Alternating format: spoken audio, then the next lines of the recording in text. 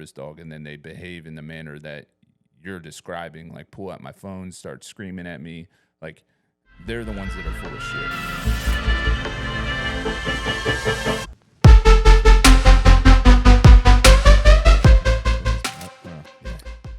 Welcome back to Ridgeside Radio with Mike Swerchak of Ridgeside K9 Eastern Carolina and myself, Greg Hunt of Ridgeside K9 Dog Training Supplies, also a trainer at Ridgeside K9 Eastern Carolina. Jack of all trades. Jack of all trades, master of none.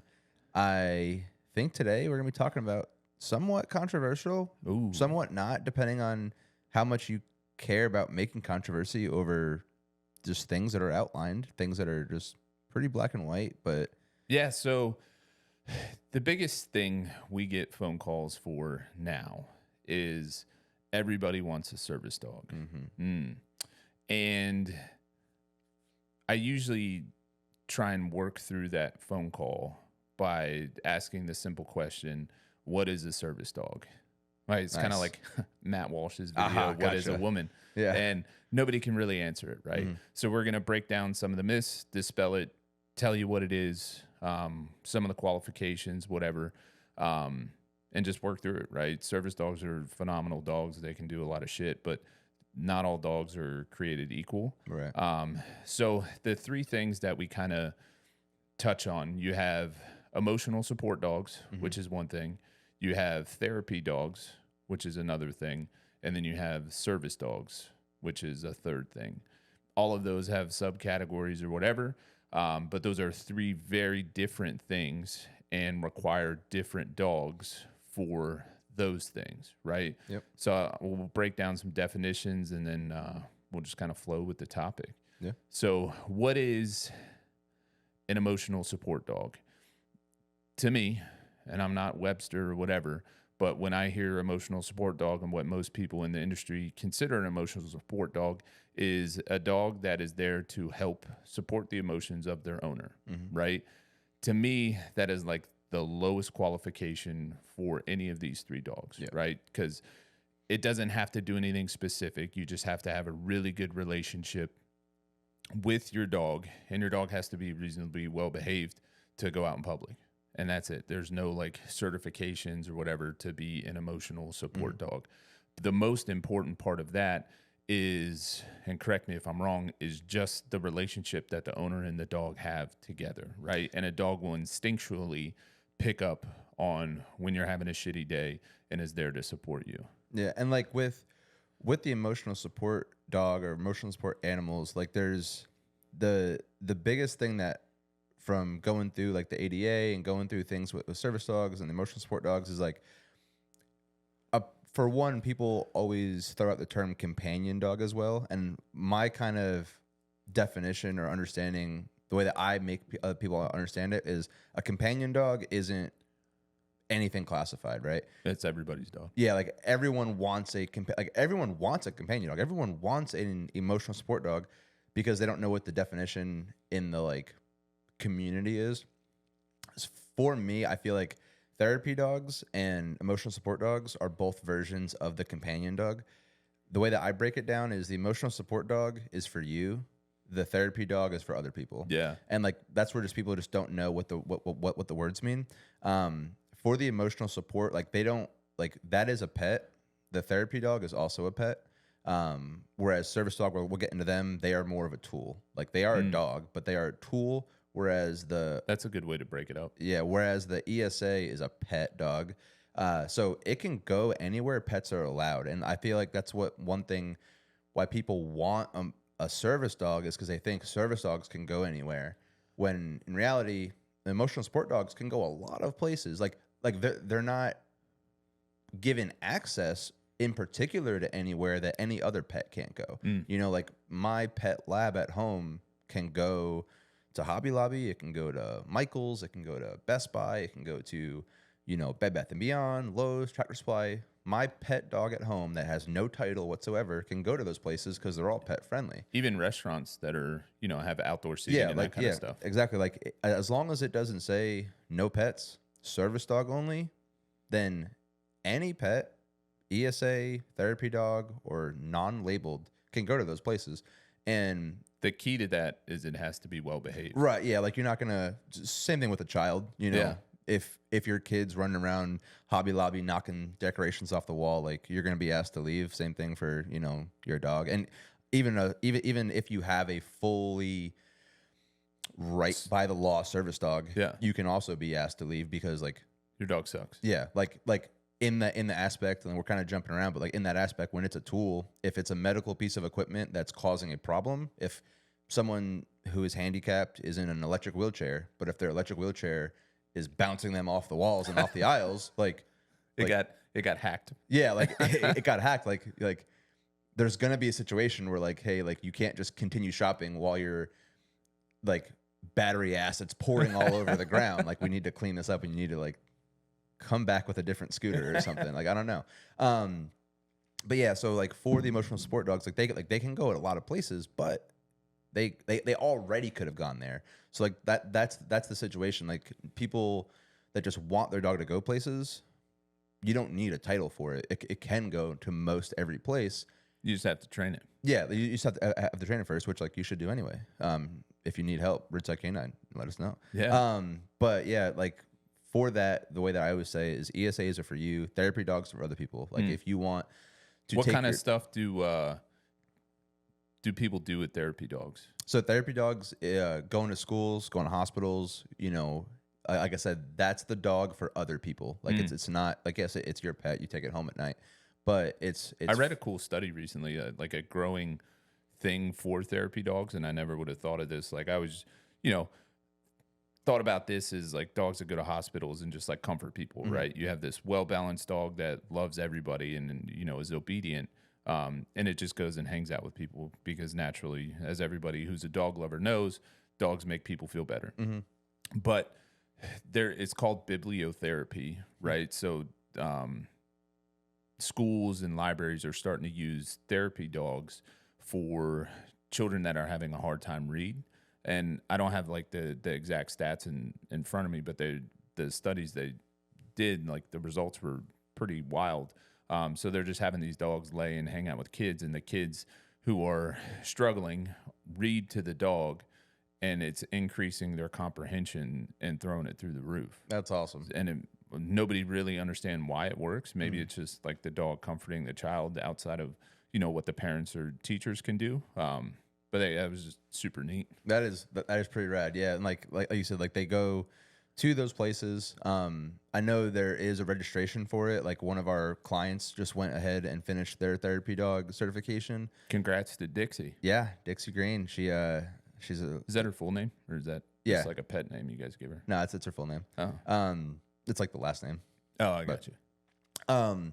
So she's a therapy dog now. Like there is a registration where like you can put your name out there to those places, to see if like they have time slots or whatever when they can, get a dog in.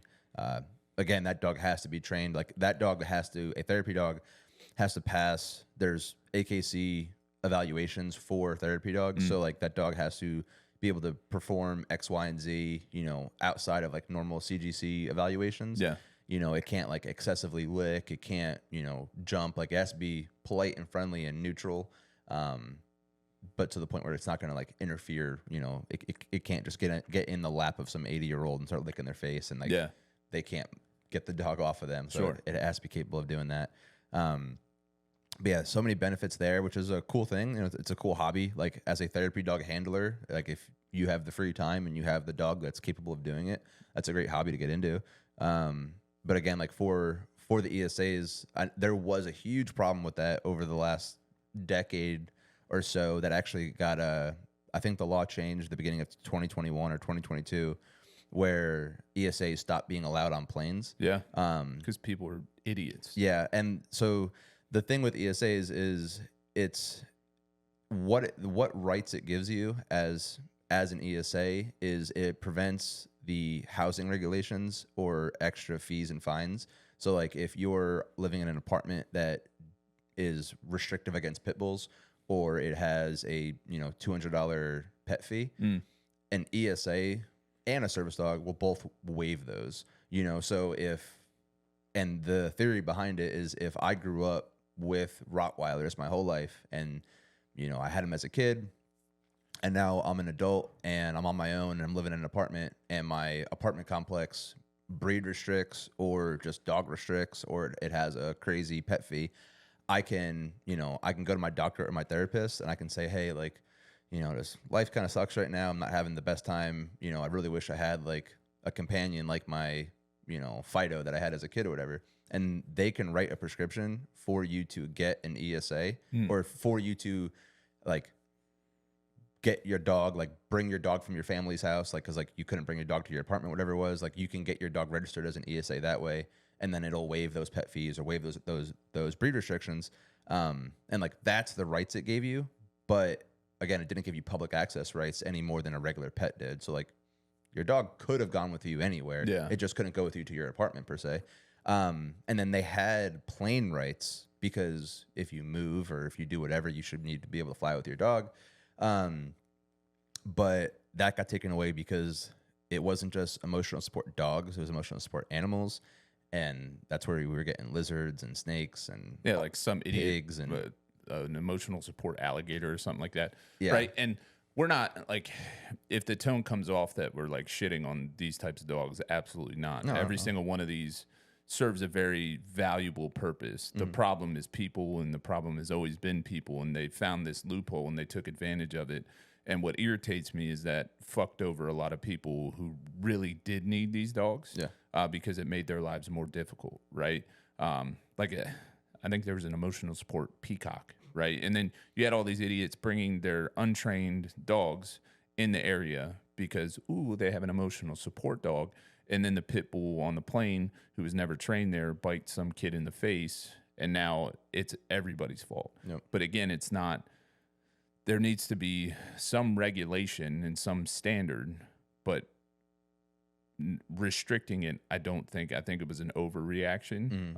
And now, over the last couple of years, it seems to be trending back in the right direction, where if you have a well-trained dog and you have the documentation for it from a therapist, and like the dog actually can display and hang out in an airport or on the plane and it is well behaved, now people who need it and go through the right process to get it are afforded that opportunity again. Yeah, and like I believe that like there's gonna be a lot that we're gonna be talking about, but like I believe that like a well-trained dog should be able to go anywhere.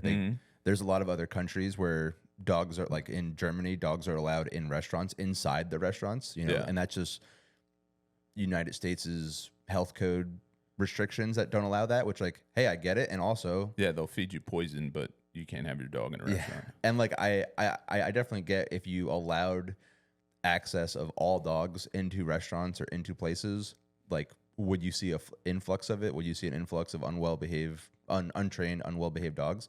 Like possibly, but I don't know. Like I don't necessarily think that would happen, because the people whose dogs truly do misbehave a ton, like they don't want to deal with that either. So that's one of my segues on the service dog side of it is you can take your dog almost anywhere right now. I take my dog to a lot of those pet friendly places. Like I don't have a service dog. Like none of our pets at home are labeled or registered as anything. And I have never once wanted to take them into Walmart. I've never once wanted to take them into Publix or ShopRite or any grocery store where it is service dog only, because having a dog in public isn't like it's a fun thing to do. Like it's fun to go shopping with my dog, but I don't want to do that every day. Yeah, it's the same as like, parents growing up with kids, right? Sure, I love going out to eat with my kids, but I also enjoy not having my kids there when I go out to eat, because like I don't have to parent. I don't have to be responsible. I can just enjoy the meal, a couple drinks, whatever.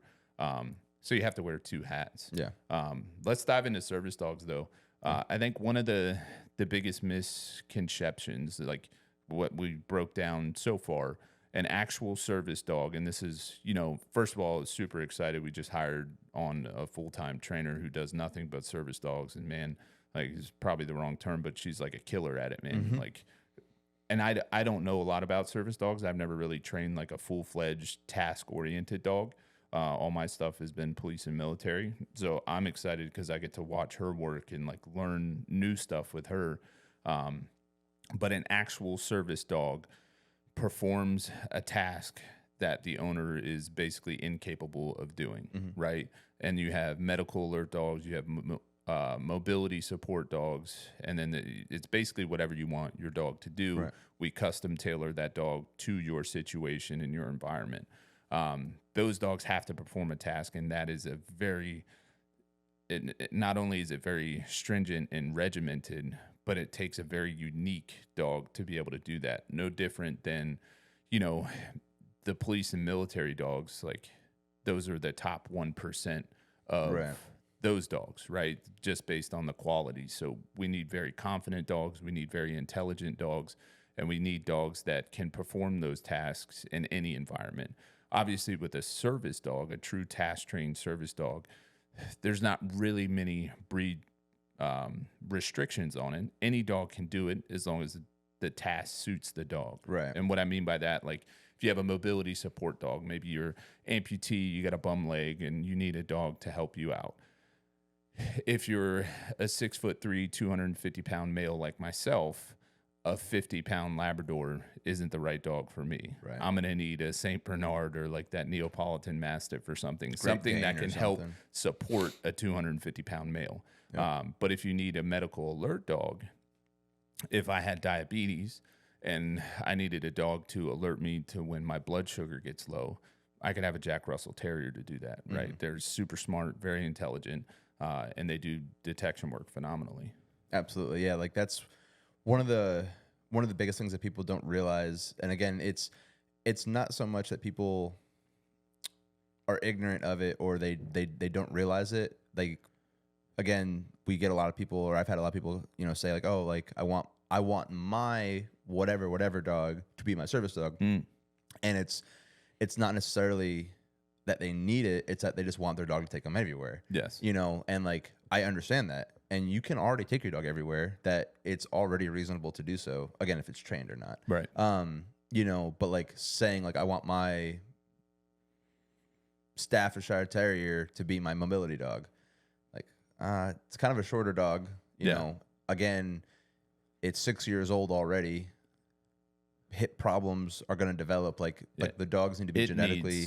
It needs a mobility support. Yeah. Dog. Like the dogs, like, especially in the mobility field, like those dogs have a shorter life expectancy. Yeah. And like, you don't realize that if you don't know about it, Yep. So like those dogs are bred for a reason. Most, there's a lot of people that self-train their own service dog. And most of the time though, like when you get into people who go through foundations, like to source a service dog or like pay for that, it's always a source dog that they're getting because the dog was, evaluated as a puppy. It was puppy raised until it was probably 1 year old. And then it was trained from the age of 2 to 3 or the age of 1 to 3. I definitely love it when we get the phone calls from somebody who's like, hey, I have XYZ as a problem. I want a service dog to help me out with that. I'm like, fantastic. What kind of dog do you have? And they're like, oh, I don't have a dog. And I'm like, fantastic. On the right track. Let's meet, let's sit down and like break down your day to day. What type of breed based on the qualifications would suit you? And then I'll scour, our whole Ridgeside network and we'll find the perfect dog for you and your situation.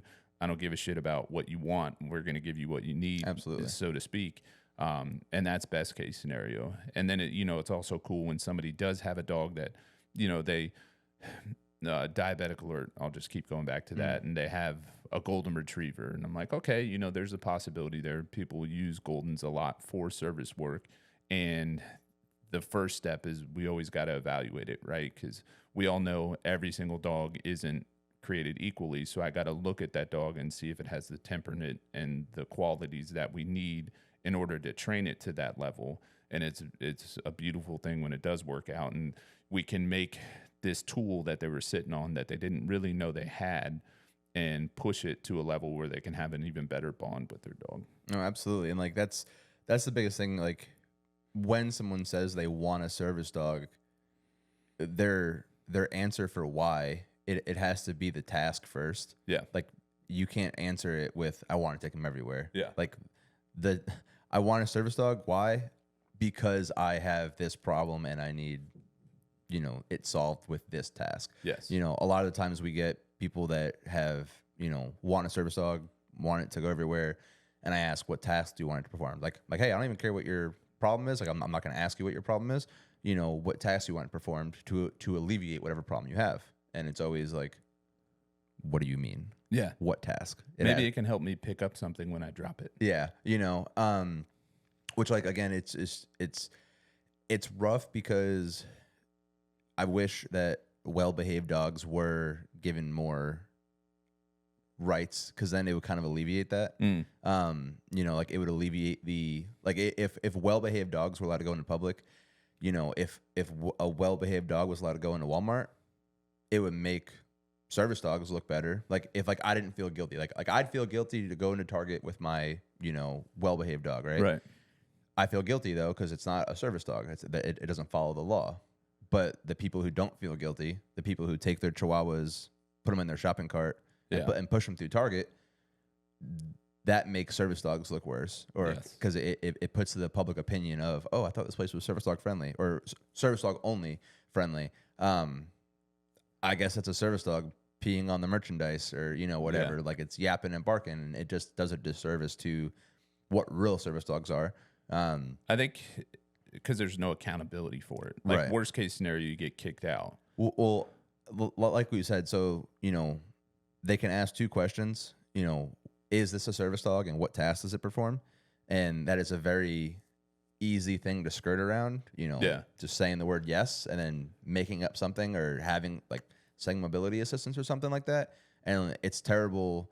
Not only are you, not that it's terrible that you're restricted to ask those questions, because, like, you know, HIPAA and personal violations of, like, your medical stuff is totally understandable. Like, you don't see someone in a wheelchair and say, hey, why do you need that? You know, like, what happened to your back that makes you need a wheelchair? You know, like, you don't ask someone about their medical history or why they have a medical piece of equipment.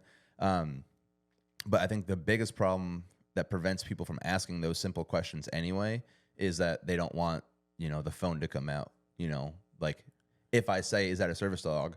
But maybe I ask it the wrong way, or I don't use the proper verbiage. Yeah. Well, now I'm being filmed. My manager. You kind of sound like you're hinting at another very controversial topic. What? No, we won't mention it. Okay. Yeah. But yeah, I think, like, what you're hitting on is people just need to do it the right way. Right. Right. Like, these dogs are phenomenal. They help people's lives, but and the people that act like that in public and are assholes, if you ask them, like, hey, your dog just shit on my floor, is that a service dog? And then they behave in the manner that you're describing, like, pull out my phone, start screaming at me. Like, they're the ones that are full of shit. Yeah. But from any interaction that I've had with people who have no idea who I am, that we own a training company, whatever, and I just have a genuine conversation with them, they don't have a problem speaking about it. Right. Because it just is what it is. Hey, man, this is my shepherd. Yeah, he's my service dog because I have 5% mobility in my right leg because I had an IED strike or whatever. If they genuinely need it, in my experience with people, they'll talk about it because it's just is what it is. It's all the ones who want to put on these displays and, like, virtue signal, like, oh, I have my dog, you can't ask me questions. Those are the ones that are full of shit. Right. And they're the ones that are ruining it for everybody else who truly does need the service of these dogs. And, like, a big part of it is, like, your dog doesn't need the vest on. The ID tags are fake. Like, the online registrations are fake. So, like, I had one for my police dog. Yeah, like while he was a police dog. I just did it for shits and giggles. Yeah, like, you don't need to go out of your way to show that your dog is a service dog. So, like, if you are the person who has a fake service dog, you don't need to show that it's a service dog. Like, you can just be calm, be cool, be collected, and walk around town with your dog undressed and not cause a scene. But it's like you said, it's people who want to draw attention. It's people who want to bring that about. Karens. Yeah.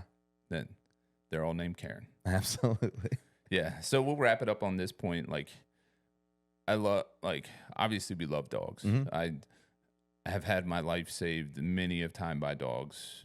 They've done amazing things for me, for people. The dogs we've trained have, like, helped and saved lives. Like, I love it, but people just need to do it the right way. All the assholes that are taking advantage of the situation for people, You're the ones that are fucking this up. And unfortunately, it's going to hurt other people on the back end. But I think if we educate people the right way and show them there are avenues to do this and we can certainly help you get there, then maybe we can keep this trending in the right direction. Absolutely. That's the goal. All right, man. Tell people where they can find you on the line. At rsk9nc.craig. And you can find me and my lovely fiance at RSK9 Training Supplies, as well as... There's too many. There's way too many. You can get me at Mike_Swarchek. Good luck spelling that. I'll put a link in the bottom. Or our business, the training side of it, Ridgeside K9 Eastern Carolina on both Instagram and Facebook. And if you are interested in service dog training or therapy dog training or emotional support dog training, let us know. We would certainly love to help you guys out. Absolutely.